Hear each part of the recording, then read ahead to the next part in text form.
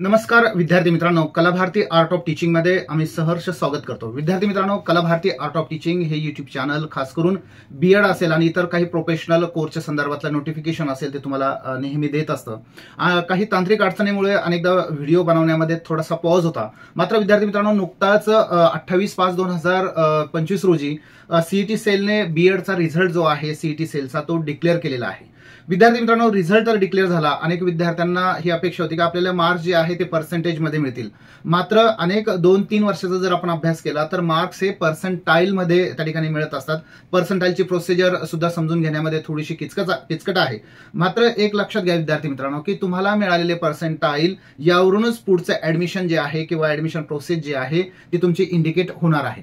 विद्यार्थी मित्रांनो, ही सगळी प्रोसेस कोणती असेल, कशी असेल, त्यानंतर आपण काय काय महत्वाची काळजी घेणं गरजेचं आहे या संदर्भातली माहिती जी आहे ती आजच्या या व्हिडिओमध्ये आपण पाहणार आहोत। मात्र हा व्हिडिओ पुढे घेऊन जाण्या अगोदर एक विनंती आहे विद्यार्थी मित्रांनो की बीएड सीईटीच्या संदर्भातल्या मागच्या वर्षी किंवा त्याच्या अगोदर अनेक व्हिडिओ जे आहेत ते तयार आहेत। जर त्या व्हिडिओचा तुम्हाला नक्कीच उपयोग जो आहे तो होऊ शकतो। मात्र ऍडमिशन प्रक्रिया 2025-26चा जर आपण विचार केला तर नेमकी प्रोसेस जी आहे ती पुढची कशी राहणार आहे या संदर्भात आपण आजच्या व्हिडिओमध्ये विचार करणार आहोत। त्यामुळे व्हिडिओला लाईक करा, शेअर करा आणि जास्तीत जास्त विद्यार्थ्यांना ही माहिती पोहोचवा। विद्यार्थी मित्रांनो, सगळ्यात अगोदर तुम्ही तुमचं सीईटी सेल कडून लॉग इन आयडी मध्ये जाऊन तुम्ही सगळ्यात महत्वाचं की तुमचं जे काही मार्कशीट आहे ते मार्कशीट डाउनलोड करणं गरजेचं आहे। डाउनलोड केल्यानंतर त्या मार्कशीटवर आपलं नाव असेल, आपल्या पॅरेंटचं नाव असेल किंवा आपले पर्सेंटाईल असेल किंवा आपल्याला त्या अनुषंगाने येणारी जी काही माहिती असेल ती प्रॉपर आहे का एकदा चेक करून घेणं गरजेचं आहे। कारण त्यामध्ये काही त्रुटी असेल तर आपल्याला पुढच्या प्रोसिजरमध्ये थोड्याशा अडचणीच्या ठरू शकतात।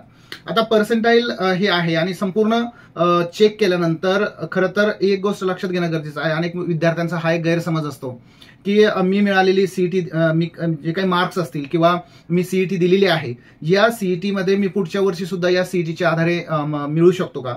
तर नेहमी लक्षात घ्या विद्यार्थी मित्रांनो की ज्या वर्षी जी सीईटी होते ती त्याच वर्षासाठी ऍप्लिकेबल असते। त्या सीईटीचा उपयोग पुढच्या वर्षी होऊ शकत नाही, कारण पुढच्या वर्षी परत वेगळी सीईटी त्या अनुषंगाने राहणार आहे। मला इतके पर्सेंटाईल पडलेले आहे, इतके मार्क्स आहे, आता माझा गव्हर्नमेंटला नंबर लागेल का किंवा ग्रँटेबलला नंबर लागेल का किंवा पुढे लागू शकतो या संदर्भात सुद्धा आपण चर्चा करणार आहोत। मात्र ही चर्चा पुढे घेऊन जाण्या अगोदर एक विनंती आहे विद्यार्थी मित्रांनो की थोडीशी प्रोसिजर जी आहे ती तू लक्षात घेणं गरजेचं आहे। पहिली स्टेप जी आहे ती आपला रिझल्ट जो आहे तो डिक्लेअर झालेला आहे। यानंतरची स्पेस जी आहे किंवा प्रोसिजर जी आहे ती कॅप स्टुडंट जे आहे किंवा कॅन्डिडेट कॅप रजिस्ट्रेशन जे आहे ते त्या ठिकाणी सुरुवात होणार आहे। रजिस्ट्रेशनची प्रक्रिया जी आहे ती थोडीशी लेंदी असते। त्यामध्ये त्या प्रोफाईल सोबत आपले काही एज्युकेशनल माहिती जी आहे ती सुद्धा त्या ठिकाणी भरावी लागते। आणि या ठिकाणी एक गोंधळ होतो विद्यार्थी मित्रांनो की ग्रॅज्युएशन लेवलवर असणारा जो काही तुमचा स्पेशल सब्जेक्ट असेल त्या स्पेशल सब्जेक्टला घेऊनच तुम्हाला पुढची वाटचाल जी आहे ती करावी लागते। अनेक विद्यार्थी असे आहेत ज्यांचं ग्रॅज्युएशन वायसीएम मधून वेगळं झालेलं आहे आणि पारंपरिक विद्यापीठातून ग्रॅज्युएशन वेगळं झालेलं आहे। समजा आपण उदाहरण धरू की आर्ट्स असेल, एकीकडे सायन्स असेल, परंतु तुम्हाला हे ठरवावं लागणार आहे की तुम्हाला कोणत्या विषयाचं शिक्षक व्हायचं आहे आणि तीच माहिती पुढे घेऊन तुम्हाला जावं लागणार आहे। बरेच विद्यार्थी सीईटी सेलच्या वेळेस ग्रॅज्युएशन सायन्स दाखवतात, त्यानंतर कॅप रजिस्ट्रेशन मध्ये आर्ट्स दाखवतात। तर हा गोंधळ जो आहे तो त्या ठिकाणी टाळता येणं गरजेचं आहे। ज्या विषयाचं शिक्षक आपल्याला व्हायचं आहे त्याच विषयाच्या त्या शाखेचे सब्जेक्ट आणि त्या शाखेची माहिती जी आहे ती मार्क्स असेल किंवा इतर काही असेल ती घेऊन पुढे जाणं गरजेचं आहे। कॅप रजिस्ट्रेशन सुरू होईल, त्यानंतर सगळ्यात महत्वाचं की कॅप रजिस्ट्रेशन सुरू झाल्यानंतर एक प्रकारे अल्फाबेटिकल मेरिट लिस्ट जी आहे ती सुद्धा ऑल ओव्हर महाराष्ट्र पब्लिश होत असते। त्या अनुषंगाने ही सगळी मी मागील काही वर्षाची प्रोसिजर तुम्हाला सांगत आहे। समजा त्यामध्ये काही कालांतराने काही बदल मागे पुढे होऊ शकतात। मात्र अल्फाबेटिकल मेरिट लिस्ट पब्लिश होण्यामागं एक आणि एकच उद्देश आहे की तुम्ही कॅप रजिस्ट्रेशन मध्ये जी काही माहिती भरलेली आहे, एज्युकेशन क्वालिफिकेशन असेल, त्या अनुषंगाने येणारे पर्सेंटेज असेल, 10वी-12वीचे, त्यानंतर काही इतर बाबी कास्ट सर्टिफिकेट किंवा कास्ट व्हॅलिडिटीच्या सर्टिफिकेट संदर्भात असेल, ती माहिती प्रॉपर आहे का हे आपल्याला चेक करावं लागतं। बऱ्याच वेळेस अल्फाबेटिकल यादी ही मोठी असल्यामुळं आपल्याला नाव शोधता येणं त्या ठिकाणी गरजेचं आहे। त्याचं सुद्धा काही टेक्निक्स आहे, आपलं नाव प्रॉपर आहे की नाही हे पाहणं गरजेचं आहे। अनेक विद्यार्थ्यांना बऱ्याच वेळेस माझं नावच नाही हाही गोंधळ त्या ठिकाणी होत असतो। त्यामुळे प्रॉपर पद्धतीने ती अल्फाबेटिकल मेरिट लिस्ट भविष्यामध्ये पब्लिश होणार आहे ती त्या ठिकाणी पाहणं गरजेचं आहे। अल्फाबेटिकल मेरिट लिस्टमध्ये जर सीईटी सेलला ऑनलाईन पद्धतीने काही त्रुटी आढळल्या त्याला आपण ग्रीव्हन्सेस या हा शब्दप्रयोग करत असतो. जर सीईटी सेलने ऑनलाईन काही चेकिंग केलेली असेल, काही त्या ठिकाणी त्रुटी सापडलेली असेल, तर ती त्रुटी सुद्धा त्या ठिकाणी दाखवतो की ही त्रुटी त्या ठिकाणी आहे. ती त्रुटी आपल्या लॉग इन आयडीच्या, आपल्या स्वतःच्या लॉग इन आयडीमध्ये त्या ठिकाणी दर्शवित असते, ते सुद्धा पाहणं गरजेचं आहे. बरं, ती त्रुटी जी आहे ती ठराविक कालासाठी 2 किंवा 3 दिवसाचा आपल्याला त्या ठिकाणी कालावधी दिला जातो आणि ती ग्रीव्हन्सेस अर्थात त्रुटी दूर करणं आपल्या लॉग इन आयडीमध्ये आवश्यक आहे. त्यासाठी तुम्हाला वारंवार लॉग इन आयडी चेक करावे लागणार आहे, पाहावं लागणार आहे की काही त्रुटी त्या ठिकाणी आहे का. जर असेल तर पुन्हा अपलोडिंगची 1-2-3 दिवसामध्ये मेरिट लिस्ट अल्फाबेटिकल पब्लिश झाल्यानंतर ग्रीव्हन्सेसची सूचना त्या ठिकाणी येते. ती त्रुटी दूर करण्याचा कालावधी काही 1 किंवा 2 दिवसाचा त्या ठिकाणी असतो आणि ती दूर केल्यानंतर आपली जी काही प्रोफाईल आहे त्या ठिकाणी करेक्ट त्या ठिकाणी होत असतं. आता हे सगळं ग्रीव्हन्सेस दूर झाल्यानंतर पुन्हा आपल्या लॉग इन आयडीमध्ये आपण काही त्रुटी पाहिल्यानंतर किंवा चेक केल्यानंतर जर तिथं ऑल क्लिअर असेल किंवा सक्सेसफुल सगळ्या गोष्टी असेल तर त्या ठिकाणी आपण योग्य त्या ठिकाणी मार्गाने जातोय असा त्याचा अर्थ होतो. आणि त्यानंतर सीईटी सेल डिक्लेअर करतं विद्यार्थी मित्रांनो फायनल मेरिट लिस्ट.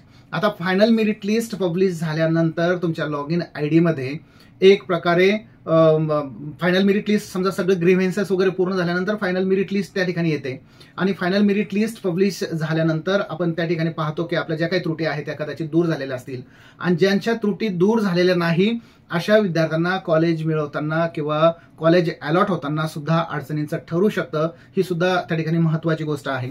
आणि फायनली जेव्हा कॉलेज अलॉट होतं तेव्हा आपल्याला 2-3 दिवसामध्ये जाऊन कॉलेजमध्ये ऍडमिशन घेणं त्या ठिकाणी क्रमप्राप्त असतं. मात्र विद्यार्थी मित्रांनो, कॅप रजिस्ट्रेशन सुरू होण्या अगोदर काही महत्वाच्या बाबी आहेत, त्या अत्यंत महत्वाच्या आहेत, जेणेकरून तुमच्या जवळ त्या असणं गरजेचं आहे. कारण each and every document upload त्या ठिकाणी होत असतं.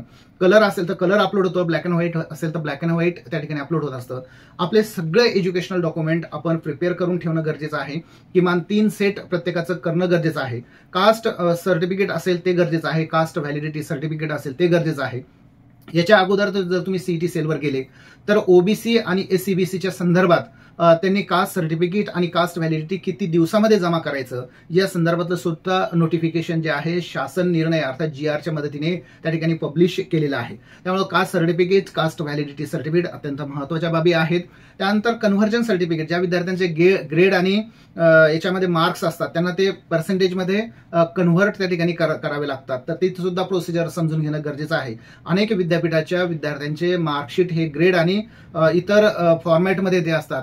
बऱ्याच वेळेस त्या फॉर्मॅटमध्ये पर्सेंटेज दिलेले नसतात, आपल्याला पर्सेंटेज त्या ठिकाणी काढावं लागते, ते सुद्धा त्या ठिकाणी महत्वाचं आहे. जर रिक्वायरमेंटनुसार जर तुम्हाला कन्व्हर्जन सर्टिफिकेट मागितलं तर त्याची सुद्धा तयारी त्या ठिकाणी गरजेची आहे.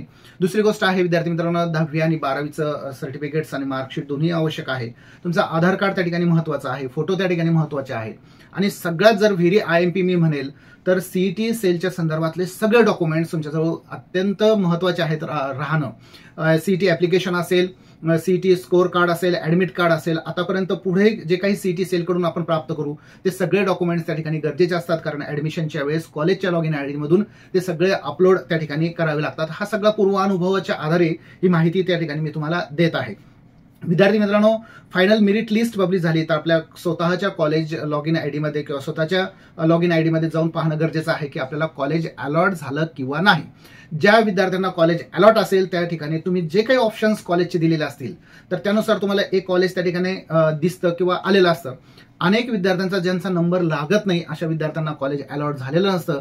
अनेक वेळेस विद्यार्थी असं म्हणतात मला काही कॉलेजेस मिळालं नाही, मला काही कॉलेजेस मिळालं नाही. तर हा सगळा खेळ जो आहे तो पर्सेंटाईलचा आहे, पर्सेंटेजचा आहे. ज्या ज्या कॅप रजिस्ट्रेशनमध्ये विद्यार्थी कॅप रजिस्ट्रेशनमध्ये ज्या ज्या पद्धतीने तुम्ही कॉलेज दिलेले असतील, प्राधान्यक्रम दिलेले असते, त्या प्राधान्य क्रमांकानुसार तुम्हाला त्या ठिकाणी यावं लागतं. विद्यार्थी मित्रांनो, राहिला प्रश्न की माझा नंबर लागेल किंवा नाही, तर या संदर्भात सुद्धा जवळजवळ खूप मोठा व्हिडिओ होऊ शकतो. त्या कॉलेजवर ह्या सगळ्या गोष्टी डिपेंड असतात की त्या कॉलेजमध्ये किती ऍप्लिकेशन्स भरलेले आहेत. या संदर्भातली माहिती सुद्धा आपण नेक्स्टच्या व्हिडिओमध्ये आपण पाहणार आहोत. त्यामुळे कला भारती सोबत राहा आणि फायनल मेरिट लिस्ट पब्लिश झाल्यानंतर 2 किंवा 3 दिवसाच्या आतमध्ये आपल्याला ऍडमिशन त्या ठिकाणी घ्यावं लागतं विथ ऑल ओरिजिनल डॉक्युमेंट. तर ही होती विद्यार्थी मित्रांनो इथपर्यंत ही माहिती. थोडासा व्हिडिओ मोठा होतो मला कल्पना आहे, मात्र हा व्हिडिओच्या संदर्भात काही त्रुटी असेल, काही अडचणी असेल तर नक्कीच तुम्ही मला कॉल करू शकता किंवा त्या ठिकाणी मेसेज गेस्ट टाकू शकता. त्या अनुषंगाने मी नक्कीच प्रत्येक प्रश्न जो आहे तो सॉल्व्ह करण्याचा प्रयत्न करेल. जाता जाता एक विनंती आहे विद्यार्थी मित्रांनो की ही माहिती तुम्हाला जर आवडली असेल, ऑथेंटिक वाटत असेल तर नक्कीच या व्हिडिओला लाईक करा, शेअर करा आणि जास्तीत जास्त विद्यार्थ्यांना ही माहिती पाठवा. चला तर नवीन अपडेटसाठी मी पुन्हा एकदा तुमच्या समोर येणार आहे. तोपर्यंत जय हिंद, जय भारत.